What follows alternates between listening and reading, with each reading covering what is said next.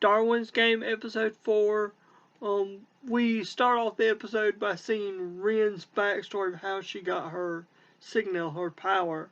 And basically, she was with a friend about to cross the road, and she clicked on D game, and the snake bit her, and she got this power called Laplace. And she explains that this comes from um, the concept that Simon Laplace, a science a scientist in the 18th century, had. Um, if there was a demon that um that that knew every um that knew the mass of every atom and the momentum of that atom, he could predict everything. And so, but that's basically what she got. And so, as she's looking at her friend, she sees, like, I would say probably 20 seconds into the future, where she sees her friend sort of like shadow vision style moving, and she's about to cross the road. And over here, there's a there's like a collision, and glass shatters everywhere, and the glass kills her. So, um, Ren, as the girl is walking towards the crossroad, um, Ren says, "Watch out!" grabs her and saves her life. So that'll come in handy later in the episode. But right now, Kaname and Ren are hiding um in Ren's room that she originally teleported to, and she was able to get into it, and then she was able to auto lock it. And so then she starts going for the numbers, because that's something she can do like a supercomputer, which fits with her whole motif of information broker. And she comes up with the fact that they have an 80% chance of dying, and Kaname is like, um, it is like, well, as long as we're prepared. And then the florist starts doing some mad calculations, and he figures out that which room they're in, and he goes to the room, but he just missed them. But he can tell that they're there, and then we get a flashback of Kaname using the gotcha store to buy some bombs, and he gives the bombs to Ren. Notice taking out one bomb for himself so he can keep reproducing them. And and so they go their separate ways, and it goes back to the, oh, before I forget, basically basically while this is going on, Rin mentions to Kaname that, as far as she knows, no one has ever fought to use the gotcha store in a battle. In other words, no one has fought to buy any like weapons or supplies from the gotcha store while in battle. And this is because when you're in a one-on-one battle, you're just trying to survive, so not a lot of people think about, you know, the nuts and bolts. They just want to win, So that was interesting that Kaname, despite the situation he's in, he can think level-headed and use the game's mechanics to his advantage in new ways that don't cross the average player. But back to the present, when we see that Ren has went down to the plant barrier and thrown one of the bombs to try to break it open. It didn't go through, but she attracted um all the enemies' attention. And as they're going up, and then they get up to like the top 40th floor, and Ren is so amazing because she is she because as the enemies are firing at her, she, because of her life play, she's able to predict, like, okay, this bullet will hit me into 2 seconds. I can move this millimeter and dodge. And then after dodging the bullets, we find out that she can, like her power suggests, she can see the projection of all living things. So in those 2 seconds that she's dodging a bullet, she can see ahead of in that a person will be moving this far, this many inches to the right or left, so she can shoot in that direction. And when they move that hair, it gets them, and she's able to knock them down. Then we switch over to Kaname, who's made it to the first floor, and he battles with the florist. And the florist asks him, why are you playing D game? And Kaname is very truthful. He says, I just got sucked into this. Why are you playing? And the florist mentions he needs money. Now, at first, Kaname is like, so that's why you fight? Almost like you're sick for doing that. But later we find out it's for a pretty human, not admirable reason, but, it's understandable. So they fight. Kaname produces a gun. The forest produces like this plant armor and shoots these vines up for the ground, and he goes on this long tirade about how plants are powerful. And it's just funny because when he says, have you ever seen weeds poke through the concrete to grow? It's like, yeah, I've seen that, but I've never really realized how powerful plants are in nature. So that was an interesting point he he made.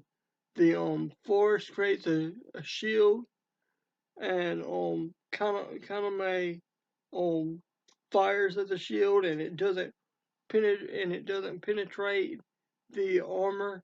So Kaname says, okay, I got to retreat. So he uses a flashbang and retreats, but the florist catches up to him and nearly knocks him down, and the florist is about to kill him. And it's like Kaname starts, hearing that voice again that doesn't want him to die like he did in episode 2. And so he starts hearing this hammer, and then he sort of goes to this visual like mind palace of a Japanese swordsmith that basically looks like him, but he's got a really buff body. And basically, long story short, Kaname figures out that in order to win, since not only can he copy the weapons that he's seen before, he knows how to produce them. So that's an interesting tidbit. And so he's figured out that if he cuts the lifespan of the gun, which means it's easier to break, he can get more air pressure in the gun and increase the gunpowder by 10%, and it'll go a millimeter deeper into the armor. And he does this, and it just tears through the forest armor. And as the forest goes to punch Kaname, the forest sees his daughter, and then it realizes that he's on his back, that his armor has been defeated, and he's thinking, well, Daddy lost. I'm sorry, Suzuha. And Kaname doesn't kill him, of course. And he says, well, I need money because I need to have a heart surgery.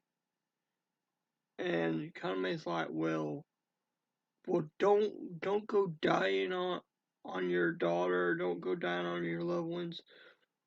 If you're going to die, let it be from the disease rather than, in this mess. And then just as they were about to continue the conversation, Kaname is tired and he falls to the ground. He's still conscious, and Rin shows up and puts a bead on the florist and is like, don't make any sudden movements, punk, or I'll snipe you. And the florist assures her, look, my signal's worn out.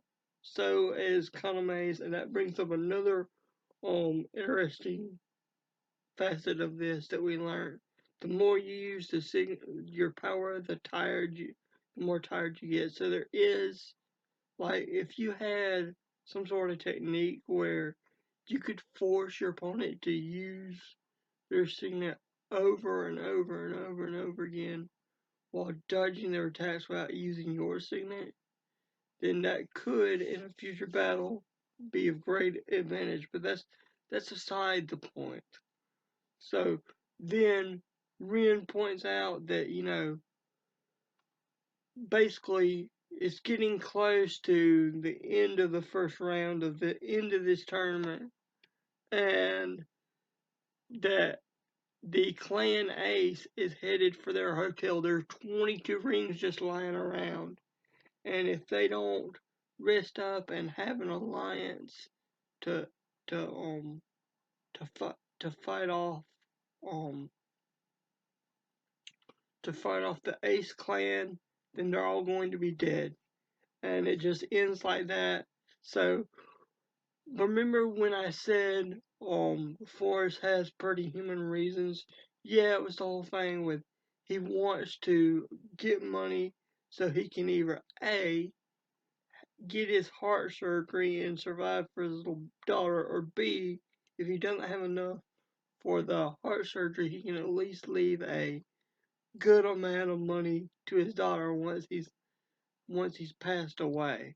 So he's doing it really for his daughter's sake, but he just wanted to stay at the surface level before. So it shows how even those who want to do it for money might have deeper reasons for wanting that money.